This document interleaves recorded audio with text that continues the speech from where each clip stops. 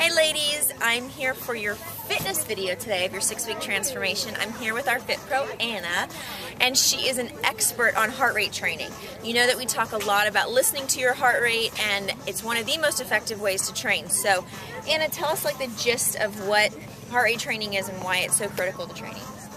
Heart rate training is wearing a monitor, which gets strapped on your chest, and a watch.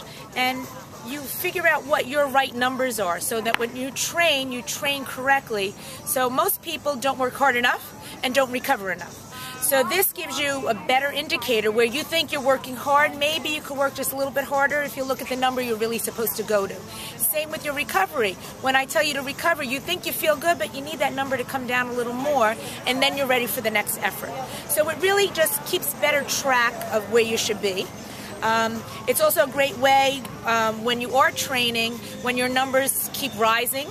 It's a good indicator of you're not hydrated enough. Different things can cause your heart rate to go up, or maybe you're getting sick and your numbers are coming down, and medication can make them come down or up. Different things can impact your numbers as well. So you want to use perceived exertion with your numbers, and we have to get the right place for you to be when you're training. Let's talk a little bit about perceived exertion, because you know they've shown studies like on a scale of 1 to 10 we talk about a lot. So heart rate monitors they're available everywhere. You can get them as cheap as like $30 at Target up to $300 for the really advanced ones. One of the, I don't know if you would agree, but one of the best fitness gadgets or gizmos that you can add. It's so effective. But if you don't have a heart rate monitor, what are some ways that you can still gauge if you're working hard enough or not? So perceived exertion, so if I tell you to go to your hardest effort, that's your shortest interval, hardest effort, maybe 15, 20 seconds, you almost feel like you're going to throw up. That's your hardest effort. That's your perceived exertion. On a scale of 1 to 10, you're about a 9.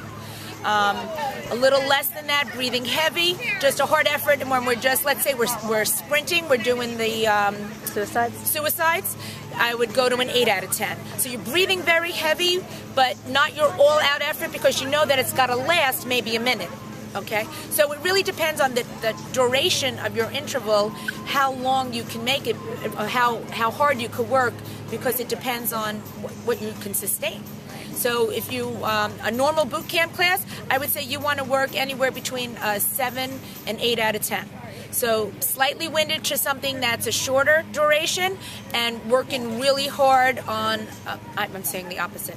Slightly winded on a longer duration, and really hard duration, really hard effort, you want to go highest perceived exertion you can get to. And that's why we're here, is to kind of tell you what things you should be exerting more on. If you're doing sprints and you can still hold a conversation, you're probably not working hard enough. That's not a sprint. Yeah, and there are certain things, times that we want your heart rates to come down so that you have that recovery period. So it's important you pay attention to your body.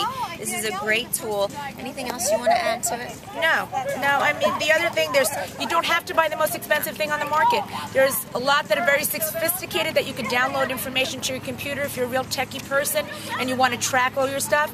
I have a very basic monitor I use. It just gives me my number and just gives me my duration. So you could just, anything works. Just make sure it has a chest strap, not a finger touch. That's no good. It has to have a chest strap. That's the key. And like I said, this is really effective if your goal is fat loss, if you're training for a 5K, if you're training for a marathon, and really just for general health, so you have a better sense of being in tune to your body and how you're responding, so you can actually see increases in your fitness level, not just through, well, I felt good or I didn't feel good. This is a really great way to really measure it. So if you can hold your heart, if we tell you to stay in a certain zone and you could hold your heart rate in that zone, that's a good indicator. If you find that your numbers keep going all the way up, then your base isn't good enough. So you want to work more in that lower zone when you're training for, let's say, an endurance event.